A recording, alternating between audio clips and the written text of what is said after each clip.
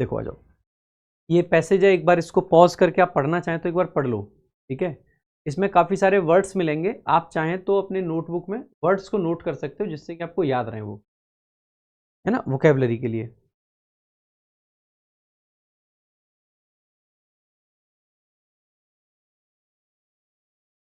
को भी पॉज करके पढ़ लेना, है ना। देखो एक बार, war creates a silent humanitarian catastrophe for children. Sentence को पूरा देखेंगे बेटा, वॉर यहाँ पे सब्जेक्ट है, क्रिएट्स आपकी वर्ब है, सिंगुलर सब्जेक्ट सिंगुलर। क्या क्रिएट करता है? अ साइलेंट ह्यूमैनिटेरियन कैटास्ट्रॉफी। कैटास्ट्रॉफी एक अच्छा वर्ड है, इसको आप चाहें तो हाईलाइट करके याद कर लेना।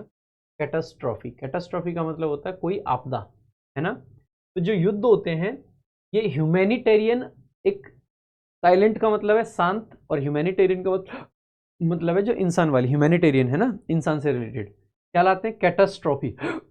और किसके लिए क्रिएट करते हैं? फॉर प्रेपोजिशन जिसका ऑब्जेक्ट है चिल्ड्रन, बच्चों के लिए। कैसे क्रिएट करते हैं? बाई लिविंग, तो बाई प्लस लिविंग बनता है, इसको पार्टिसिपल ही बोलते हैं वैसे, और ये एडवर्ब के तरीके से काम करता है, मैनर बताता है कोई काम कैसे होता है, ठीक है। Living, living home, millions, millions लोगों को क्या लीव कर देते हैं वो? ऑर्फंड, यानी कि ऑर्फंड हो जाते हैं, ऑर्फन हो जाते हैं, अनाथ हो जाते हैं। और कहाँ पे होते हैं? तो अक्रॉस एक प्रेपोजिशन, ऑब्जेक्ट है कन्फ्लिक्ट जोन्स वर्ल्ड वाइड, पूरे दुनिया में जहाँ जहाँ कन्फ्लिक्ट जोन्स हैं वहाँ पे मिलियंस की संख्या में लोग बेसिकली क्या हो जाते हैं? ऑर्फन हो जाते हैं, ठीक है। तो ये यहाँ पे ये कह रहा है कि जो वॉर है वो एक ह्यूमैनिटेरियन, शांत ह्यूमैनिटेरियन कैटास्ट्रॉफी, एक आपदा बेसिकली क्रिएट करते हैं बच्चों के लिए, जिसकी वजह से मिलियंस में लोग ऑर्फन हो जाते हैं, मतलब बच्चे ऑर्फन हो जाते हैं, जो कन्फ्लिक्ट जोन्स होते हैं वहाँ पे पूरी दुनिया में। ओवर 1 in 6 चिल्ड्रन, यानी कि 1/6 चिल्ड्रन, है ना। तो over 1 in 6 children now live amid, यानी कि 1/6 से भी ज्यादा जो चिल्ड्रन होते हैं वो बेसिकली लिव करते हैं अमिड वॉर, वॉर मतलब वॉर जैसी सिचुएशन में वो जी रहे हैं। And more than a million, यानी कि 1 मिलियन से ज्यादा dash lost parents in the past decade, पिछले 10 साल में 1 मिलियन से ज्यादा बच्चे अपने पेरेंट्स को खो चुके हैं। चुके हैं यानी कि 1 मिलियन तो प्लूरल है, प्लूरल है तो इसके हिसाब से have lost, more than 1 million have lost parents in the last decade, पिछले 10 साल में, ठीक है, पिछले 10 साल में 1 मिलियन से भी ज्यादा अपनी बेसिकली पेरेंट्स को खो चुके हैं। अलोन का मतलब है सिर्फ पिछले 10 साल के अंदर। दीज चिल्ड्रन, ये जो चिल्ड्रन है, आर नॉट स्टैटिस्टिक्स, ये सिर्फ एक डाटा नहीं है। स्टैटिस्टिक्स का मतलब होता है डाटा, स्टैटिस्टिक्स का मतलब क्या होता है? डाटा। तो इन चिल्ड्रन को बेसिकली सिर्फ और सिर्फ कोई डाटा नहीं समझना है आप लोगों को, ठीक है, इसको डाटा नहीं समझना है। ये बेसिकली क्या है आपका? बट डीपली ट्रॉमाटाइज्ड इंडिविजुअल्स, ये तो डीपली ट्रॉमाटाइज्ड, ट्रॉमाटाइज्ड का मतलब है जिनको एक ट्रॉमा लगा है, मेंटल शॉक लगा है, झटका जिनको लगा है। ह्यूमैनिटेरियन क्या होता है? अरे ह्यूमैनिटेरियन का मतलब रिलेटेड टू ह्यूमन, ह्यूमन से रिलेटेड, मानवीय, मानवता से जुड़ा हुआ, मानवीय कह सकते हैं ह्यूमैनिटेरियन, है ना। डीपली ट्रॉमाटाइज्ड यानी जिनको जोर का झटका लगा हुआ है, जिनको गहरा झटका लगा हुआ है, ऐसे इंडिविजुअल्स हैं जो कि बेसिकली क्या है? हु आर फोर्स्ड, ये पार्टिसिपल है, और किस चीज के लिए फोर्स्ड है? पास्ट पार्टिसिपल है, पैसिव स्ट्रक्चर है ना। इंडिविजुअल्स फोर्स्ड है, किस चीज के लिए फोर्स्ड है? टू ग्रो अप ओवरनाइट, उनको ओवरनाइट बड़ा होना पड़ता है। जैसे मान लीजिए एक बच्चा है और उसके पेरेंट्स की डेथ हो जाती है युद्ध में, तो उसका तो कोई नहीं बचा। जो बच्चा अब तक अपने पेरेंट्स पे डिपेंडेंट था, उसको सब कुछ देखना पड़ता है घर का, उसको ओवरनाइट ग्रो होना पड़ता है, बड़ा होना पड़ता है, ठीक है। तो overnight, often caring for siblings, और अक्सर करके ऐसे बच्चे, खास करके जो बड़ा होता है उनमें से, वो अपने जो छोटे भाई बहन होते हैं उनकी केयर करता है, और अक्सर करके बेसिकली क्या करते हैं वो? Caring for siblings while coping with, और जबकि वो साथ में कोप भी कर रहे होते हैं, कोपिंग विद प्रोफाउंड ग्रीफ, जो इतना गहरा दर्द होता है, प्रोफाउंड का मतलब होता है बहुत ज्यादा, इतने ज्यादा दर्द के बीच में वो बेसिकली क्या करता है? कोप विद करने का मतलब होता है मैनेज करना। इतने दर्द के बीच में बेसिकली वो अपने सिबलिंग्स का भी ध्यान रखते हैं, यानी कि अपने भाई बहन का भी ध्यान रखते हैं, ठीक है। आगे देखते हैं। The emotional toll, emotional toll का मतलब है जो इमोशनल झटका है, जो इमोशनल दुख है बेसिकली, इज सीवियर, वो और भी ज्यादा सीवियर होता है, खतरनाक होता है, भारी होता है। वॉर ऑर्फन्स, जो वॉर के ऑर्फन्स हैं, जो वॉर में अनाथ हुए हैं, वो फेस करते हैं far higher risk of PTSD. ये पोस्ट ट्रॉमेटिक स्ट्रेस डिसऑर्डर होता है, जो ट्रॉमा के बाद का स्ट्रेस डिसऑर्डर होता है ना, उसको बोलते हैं PTSD, post traumatic stress disorder, है ना, ये होता है इसको फुल फॉर्म। तो बेसिकली उनको हायर रिस्क होता है पीटीएसडी का। पोस्ट का मतलब बाद में, ट्रॉमेटिक यानी जो ट्रॉमा, एक ट्रॉमा लगा और उसके बाद में जो बेसिकली स्ट्रेस होता है, पोस्ट ट्रॉमेटिक स्ट्रेस डिसऑर्डर। एक आपको आज किसी को झटका लग जाता है, किसी व्यक्ति को, तो उसके 10 साल बाद भी वो अचानक से वो डर जाता है रात को उसी झटके से, तो वही होता है post traumatic stress disorder, PTSD. ये एक बीमारी है एक तरीके से, ठीक है। तो पीटीएसडी, इसके अलावा डिप्रेशन होता है, एंजाइटी होती है, एंड सुसाइडल थॉट्स आते हैं, सुसाइड करने के थॉट्स आते हैं।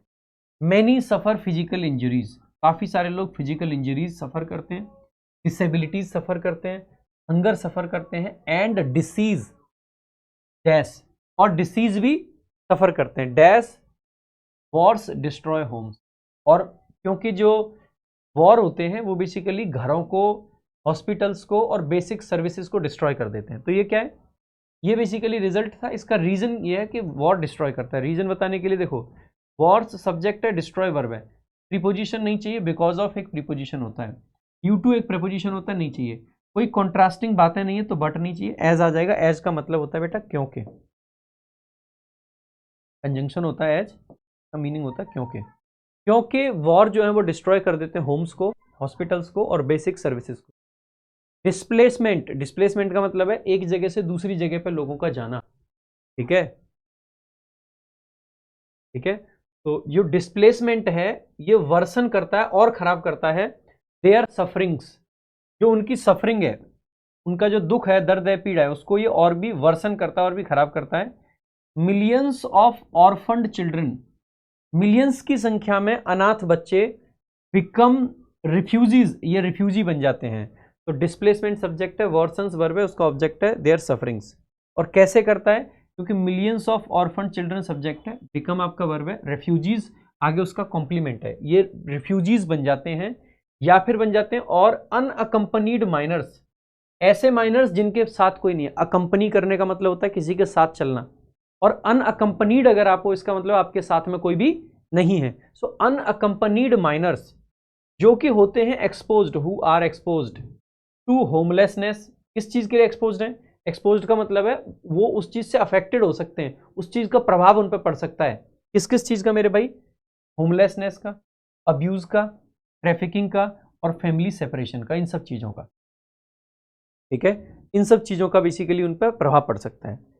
विदाउट पेरेंटल प्रोटेक्शन, बिना पेरेंट्स के प्रोटेक्शन के, तो ये प्रपोजिशन, ये उसका ऑब्जेक्ट है ना। वॉर ऑर्फन्स, जो वॉर के ऑर्फन्स होते हैं, आर स्पेशली वल्नरेबल, वो खास तौर पर वल्नरेबल होते हैं। वल्नरेबल का भी मतलब है कि उनको आसानी से इंजुरी पहुंचाई जा सकती है, दे आर एक्सपोज्ड, ठीक है, वो इजीली हार्म किया जा सकता है, इजीली हार्म्ड, ठीक है। तो आर स्पेशली वल्नरेबल किस चीज के लिए, टू डैश, किस चीज के लिए वल्नरेबल होंगे, क्या एक्सपोनेंशियल होगा। एक्सपोनेंशियल का मतलब होता है कोई बहुत ज्यादा जो हाई लेवल पर ग्रोथ हो जाए, एक्सपोनेंशियल ग्रोथ हो गई। एक्सप्लेनेशन का मतलब होता है कि किसी चीज को एक्सप्लेन किया जा रहा है, ये भी नहीं बनेगा। एक्सप्लोजन का मतलब बम होता है, और एक्सप्लॉयटेशन का मतलब है लोगों का जो गलत फायदा उठाया जाता है। जैसे वॉर का कोई ऑर्फन है बच्चा, उसके पास में अब कोई नहीं बचा, लोगों ने उसको पकड़ लिया, भीख मंगवा रहे हैं, सुबह से शाम तक 100 रुपये देते हैं, मांग के लाता है बेचारा 1200 रुपये, 1000 रुपये या 10,000 रुपये, 100 रुपये में काम चल रहा है। तो ये लोगों ने इस तरीके का पूरा ह्यूमन ट्रैफिकिंग हो रही है। इवन छोटे बच्चों को, माइनर्स को, जो ये धंधा बोलते हैं ना जिसको, ठीक है, वहाँ पे यूज़ किया जाता है, पोर्नोग्राफी कराई जाती है, तो अलग अलग तरीके की चीज़ों में उनको यूज़ किया जाता है। तो उनका क्या किया जाता है, एक्सप्लॉयटेशन। किसी भी चीज़ का गलत फायदा उठाने का मतलब होता है exploitation. Armed groups, armed groups जो है रिक्रूट कर लेते हैं उनको एज चाइल्ड सोल्जर्स। कई जगह पे ऐसा होता है कि आर्म्ड ग्रुप्स जो है ना, कई देशों की आर्मी उनको अपने में ले लेगी कि भैया तुम चलो बंदूक चलाओ। छोटा बच्चा, उसको बंदूक चलाना सिखा दो, युद्ध के लिए आगे बिठा दो, कर तो कुछ नहीं पाएगा, एक आधा गोली तो चलाएगा, आर्म्ड उसमें बना दिया है ना। इसके अलावा जो ट्रैफिकर्स हैं, फोर्स करते हैं उनको लेबर के लिए, जो ह्यूमन ट्रैफिकिंग होती है। इसके अलावा किसी ने अपना होटल में काम करवाने के लिए लगा दिया, किसी ने अपनी दुकान पे लगा दिया, इस तरीके से एक्सप्लॉयटेशन होता है। सेक्सुअल एक्सप्लॉयटेशन भी होता है, जो मैं बता रहा था, पोर्नोग्राफी में उनका यूज होता है। और कई बार उनकी अर्ली मैरिज करा दी जाती है रिश्तेदारों द्वारा, तो ये इस तरीके से एक्सप्लॉयटेशन होता है उनका। सर्वाइवल जो है often pushes children into dangerous work. जो सर्वाइवल है ये सब्जेक्ट है, एडवर्ब है, वर्ब है, ये अक्सर करके पुश कर देता है किसको, ये ऑब्जेक्ट है चिल्ड्रन को, किसमें, तो इनटू प्रेपोजिशन है जिसका ऑब्जेक्ट है डेंजरस वर्क और क्रिमिनल नेटवर्क्स। कई बार वो क्रिमिनल भी बन जाता है, आपने मूवी जैसी बहुत सारी देखी होंगी, ठीक है, कि जहाँ पे बच्चा क्योंकि अनाथ था तो क्रिमिनल बन गया, ऐसी मूवीज बहुत देखी होंगी आपने। आगे, एजुकेशन अ की टू होप, अ की पाथ टू होप। एजुकेशन जो कि एक की पाथ होता है उम्मीद के लिए, इज फ्रीक्वेंटली लॉस्ट, और ऐसे बच्चों की एजुकेशन भी बेसिकली चली जाती है, वो पढ़ाई नहीं कर पाते हैं।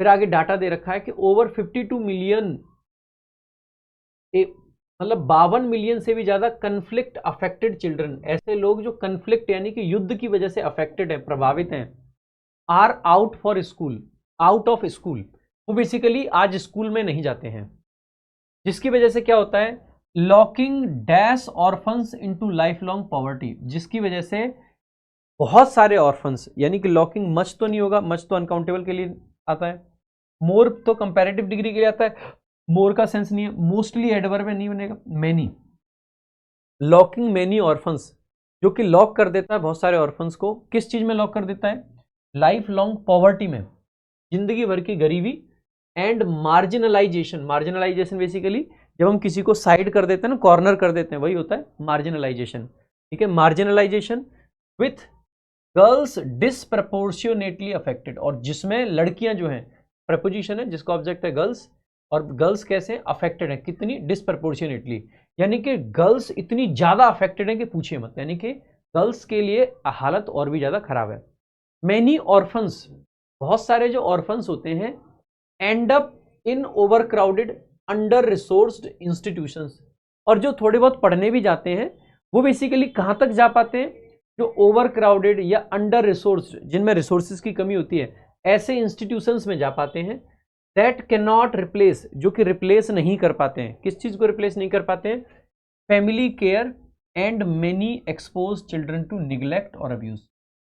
और काफी सारे जो ऑर्फन है वो ऐसे, मतलब ऑर्फनेज तो उनको मिल जाता है, अनाथालय में तो चले जाते हैं, लेकिन वो अनाथालय ऐसे हैं जो बहुत ओवर क्राउडेड हैं, जिनमें बहुत सारे बच्चे रहते हैं, और या फिर उनके रिसोर्सेज की कमी होती है उनके यहाँ पे, जिसकी वजह से वो जो फैमिली में केयर मिलनी चाहिए वो केयर नहीं मिल पाती है, वो रिप्लेस नहीं कर पाते हैं फैमिली केयर को, और अक्सर करके उनको एक्सपोज कर देते हैं बच्चों को, जिससे कि निगलेक्ट और अब्यूज, सोशल अब्यूज और अलग अलग तरीके के अब्यूज उनका होता है। इवन आफ्टर कन्फ्लिक्ट्स, और युद्ध के बाद में भी, मतलब जब युद्ध एंड हो जाते हैं तो इवन आफ्टर कंजंक्शन है, कन्फ्लिक्ट सब्जेक्ट है, एंड वर्ब है। स्टिग्मा, जो स्टिग्मा है, जो एक सोशल कलंक है एक तरीके से, एंड लैक ऑफ सपोर्ट, और जो सपोर्ट की कमी है, ये दोनों सब्जेक्ट बनेंगे, stigma and lack of support. Leave verb बनेगी, मैनी स्ट्रगलिंग, उनको स्ट्रगल करते हुए छोड़ देता है, और किस चीज के लिए स्ट्रगल करते हैं वो, टू री इंटीग्रेट, कि वह अपने आप को री इंटीग्रेट कर पाए किसमें, सोसाइटी में, री इंटीग्रेट समथिंग इनटू समथिंग, री इंटीग्रेट इनटू समथिंग, तो क्या आना चाहिए मेरे भाई, आप पाओगे इनटू आना चाहिए, तो इनटू आना, ठीक है, तो री इंटीग्रेट का मतलब है फिर से शामिल हो पाना, फिर से इंटीग्रेट हो पाना, किसमें, सोसाइटी में। दिस क्राइसिस, और ये जो क्राइसिस है, डिमांड्स अर्जेंट ग्लोबल एक्शन, इस क्राइसिस के लिए अर्जेंट ग्लोबल एक्शन की जरूरत है, सब्जेक्ट है, वर्ब है, ऑब्जेक्ट है, ठीक है। The world must raise awareness, ये जो दुनिया है इसको अवेयरनेस रेज करनी ही पड़ेगी, subject, helping verb, main verb, object. इसके अलावा क्या करना पड़ेगा, कॉमा से एक और वर्ब को जोड़ रखा है, इंक्रीज ह्यूमैनिटेरियन एड, जो मानवीय हेल्प है, एड का मतलब होता है हेल्प, उसको इंक्रीज करना पड़ेगा, एक्सपेंड करना पड़ेगा साइको सोशल सपोर्ट को, जो मानसिक सपोर्ट है सोशल रूप से, उस सपोर्ट को, एंड एजुकेशन को। इसके अलावा प्रायोरिटाइज करना पड़ेगा फैमिली रीयूनिफिकेशन को, हमें प्रायोरिटी देनी पड़ेगी कि ऐसी फैमिलीज जो युद्ध की वजह से बिछड़ी हैं या कुछ हुआ है उनको फिर से रीयूनाइट कर पाएं, तो reunification, and community based care को, इसके अलावा मेरे भाई इन्फोर्स करना पड़ेगा चाइल्ड प्रोटेक्शन लॉज को एंड एड्रेस करना पड़ेगा the root causes of war, कि वॉर के जो रूट कॉजेज हैं उनको भी हमने निपटना पड़ेगा, एड्रेस करना पड़ेगा। Dash war orphans is not charity. अगर हम वॉर ऑर्फन्स को प्रोटेक्ट करते हैं तो देखो वॉर ऑर्फन्स तो सब्जेक्ट बन नहीं सकता, अगर ये सब्जेक्ट होता तो आर होता, सब्जेक्ट यहाँ पर रहा होगा। अगर इस ब्लैंक में सब्जेक्ट आएगा यानी नाउन, 2+ing तो 2 प्रेपोजिशन और ये इसका ऑब्जेक्ट, ये तो नहीं बनेगा। अकेला प्रोटेक्टिंग बना, जीरेंट क्या बन सकता है, प्रोटेक्टिंग वॉर ऑर्फन्स बन सकता है, ये करेक्ट हो जाएगा। प्रोटेक्टेड तो ईडी फॉर्म में एडजेक्टिव बनेगा या वर्ब बनेगी।